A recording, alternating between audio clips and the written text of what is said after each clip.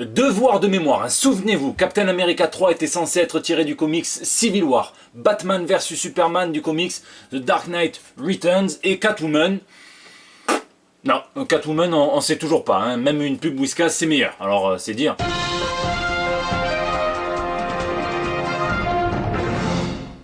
Tout ça pour vous dire que quand on vous annonce que le Batman de Matt Reeves serait tiré de Batman Year One, donc de Frank Miller et de David Mazzucchelli, soyez plus molle que demi, sinon vous risquez forcément d'être déçu. C'était le conseil du comic. Là où vous n'allez pas être déçu en revanche, c'est que le concours que j'ai lancé en partenariat avec Netflix pour vous faire gagner des comics The Magic Order de Mark Millar et d'Olivier Coipel, eh bien lui, il est toujours en cours. Donc il faut inventer une formule magique, on choisira parmi les 20 meilleurs avec Olivier Coipel en personne et j'annoncerai les gagnants dans le JT de la semaine prochaine. Vous avez 3 fois plus de chances de gagner puisque c'est aussi sur Facebook, sur Twitter et sur Instagram. Je vous mets tous les liens dans la description. C'est l'été, il fait chaud, très chaud, hein, mais l'actu, elle est fraîche comme ta sœur. Et donc tout de suite, ce sont les news de la semaine.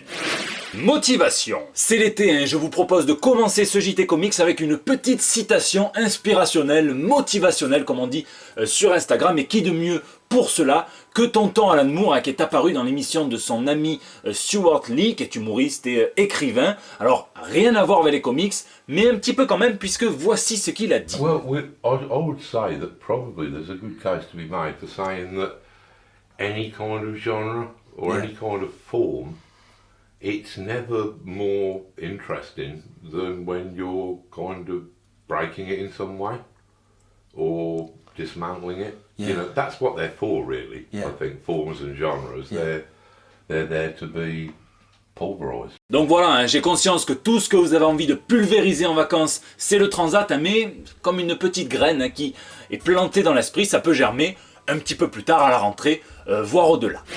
Visite réglementaire. C'est le jeu de l'été. Si vous êtes un dessinateur ou un scénariste un petit peu connu, il faut rendre visite à Papy Stanley. Hein, donc vérifier s'il boit bien, vérifier l'état des selles et surtout en rendre compte sur les réseaux sociaux. Le dernier à avoir fait ça, c'est Rob Liefeld, qui dans un post Instagram raconte comment Stanley avait les yeux bien plus grands ouverts que d'habitude, comment il avait des bonnes couleurs. Il raconte que c'est lui, et ça c'est surprenant, hein, qui lui a appris que la Fox avait été absorbée par Marvel et que les propriétés intellectuelles de chaque studio allaient être réunies. Stanley lui a dit qu'il avait adoré le film Deadpool et qu'il était amusé de voir toutes les grossièretés avec lesquelles il s'en est tiré. Ils auraient aussi discuté de l'importance des personnages intelligents et Liefeld lui aurait dit qu'il n'y aurait pas pu avoir de Deadpool sans Spider-Man. Permettez-moi juste de rectifier, sans Fabian Nicieza non plus, parce que on sait que Liefeld, plein d'ego, aurait dit que Deadpool c'est complètement lui, hein, qu'il aurait pu écrire ça même avec un concierge, c'était pareil. Donc voilà, mollo. Hein. Donc Stanley va bien, et tant mieux. En même temps, avec lui il faut pas cligner des yeux, hein, puisqu'il a quelques semaines à peine, il poursuivait en justice son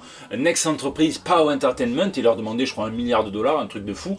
Mais apparemment ça va mieux, hein, puisque POW Entertainment a copyrighté plusieurs propriétés intellectuelles, incluant directement le nom de Stanley, dont Stanley's Comics Universe. Qu'est-ce que c'est? On ne sait pas, une gamme de comics qu'il chapeauterait. Encore une fois, je vous laisse me dire ce que vous en pensez dans les commentaires.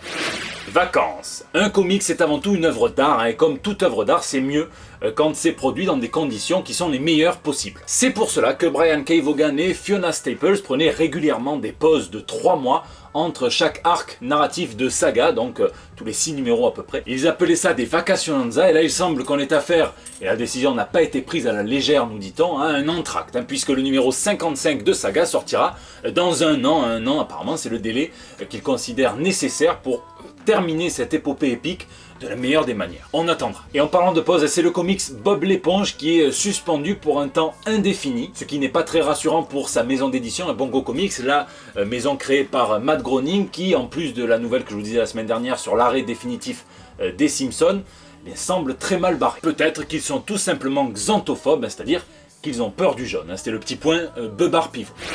Zombie. Certains diront qu'on recycle, d'autres diront qu'on repart sur de bonnes bases. Je ne parle pas de chirurgie esthétique, mais bel et bien des initiatives récentes de Marvel, qui relance par exemple son label Marvel Knights, je vous le disais la semaine dernière, et qui s'apprête à relancer également son univers Marvel Zombie, et donc la Terre 2149 qui a été touché par une épidémie de zombies et où tous les super-héros sont de féroces anthropophages. Captain America y est colonel et je vous laisse d'ailleurs découvrir ces récits qui sont assez fun si ce n'est pas déjà fait, donc je vous spoil pas. C'est le scénariste W. Maxwell Prince et l'artiste Stefano Raffaele qui vont rebooter cet univers puisqu'on nous promet quelque chose d'assez différent, à savoir qu'une flopée de super-héros ayant survécu à l'apocalypse zombie et ayant dévasté le monde protège la dernière colonie humaine et qu'au moment où on va trouver peut-être un moyen de se sauver, eh bien ils vont devoir remettre en cause leur humanité profonde, ça promet.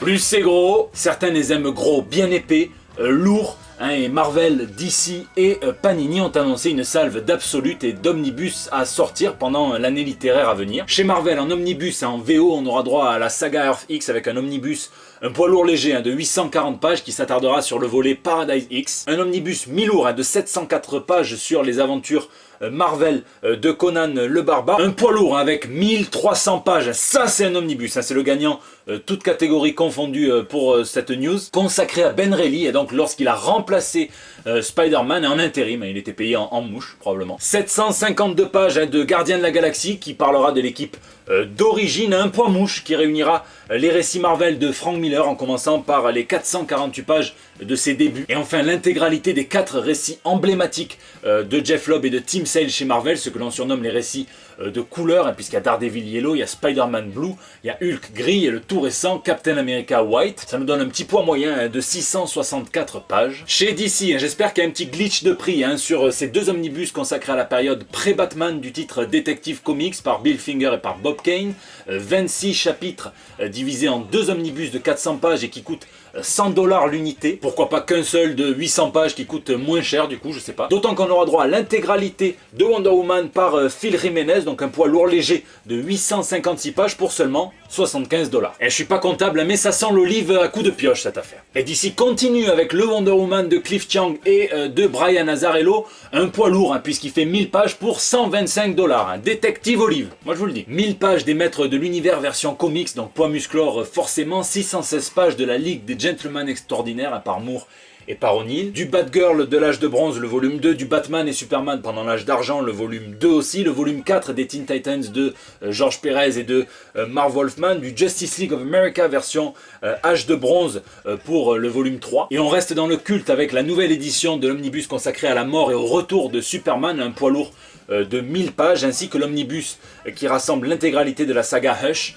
donc de 800 pages pour 100$. What about Friends? Vous allez me dire, vous avez raison, et bien chez Panini nous aurons droit à la saga du Phénix Noir en absolute, donc le format avec étui cartonné, et à 2 omnibus. Un omnibus sur la guerre et le complexe du Messie, un poids super mi-moyen avec 578 pages, et un omnibus sur toute la saga Annihilation, un poids mi-lourd, donc de 754 pages, ça c'est bien Panini. Reste un omnibus et un absolute surprise qui seront annoncés en novembre prochain.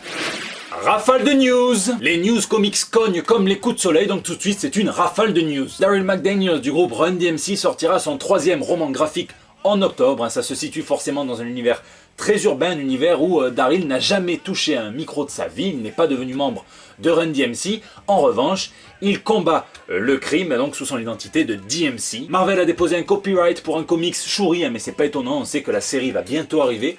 Et également pour Morbius, et là les applications sont un petit peu plus étonnantes, puisqu'on parle évidemment de fringues, ça va encore, mais également de décorations de Noël et de boules de cristal.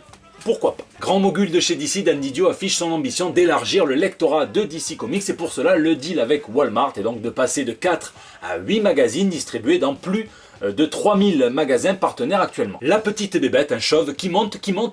Sean Gordon Murphy se consacre à son prochain projet DC qu'il tease sur ses réseaux sociaux, et je pense qu'on peut compter sur une annonce pour la New York Comic Con. Attendant, c'est beau. Frank Miller récupère les droits sur le premier Sin City. En même temps, est-ce qu'il existe une suite à Sin City? Ça c'est comme Die Hard 4, ça n'existe pas. Ceci était détenu par la Harvey Weinstein Company, on parle d'une éventuelle série télé, on verra bien en tout cas ce que Frank Miller en fait. C'est la fin de ce JT, n'hésitez pas à me dire ce que vous lisez. Et lisez, moi en ce moment je suis full Legacy, donc le soft relaunch ou reboot de chez Marvel qui a été suivi par Panini. Alors je me prononcerai pas sur le changement de format, puisque ce qui m'intéresse c'est pas les rabats, tout ça, je m'en rabats les couilles, ça c'est le contenu à proprement parler. Si vous devez n'en prendre qu'un, le Thanos de Donny Cates, je vous l'ai déjà dit. Sinon, mis à part Deadpool qui est un petit peu trop délirant à mon goût, eh bien on passe un très bon moment. Je suis également sur le Fresh Start, donc en VO, je me retiens de pas lire tous les Venom par Donny Cates parce que je veux attendre d'avoir un arc complet. Mes prochaines lectures, c'est Les Esprits de la Vengeance et la première intégrale consacrée aux Inhumains. J'en attends énormément, et surtout The Seeds en VO, donc le label Berger Books, donc Karen Berger, l'architecte du label Vertigo, c'est par Ann Nocenti et David Ajar. N'hésitez pas à réagir sur les réseaux sociaux, sur Facebook, sur Instagram, sur Twitter, sur YouTube, dans les commentaires, j'essaye de répondre à chacun de vous. Là j'ai pris un petit peu de retard, mais vous comprenez, mon papa me battait quand j'étais petit, j'étais abandonné, mais je le ferai plus, c'est promis. Vous pouvez aussi m'y laisser vos messages pour le bandeau comme tous les mardis. Buvez, buvez et buvez également, et je vous donne rendez-vous la semaine prochaine pour des nouvelles toutes fraîches. Putain, à part ça, le réchauffement climatique il n'existe pas soi-disant. J'ai l'air de Manuel Valls. Oui, je ne lis que du DC. Oui, je jure fidélité à Marvel. Il m'arrive de lire du Valiant. J'aime beaucoup les indépendants.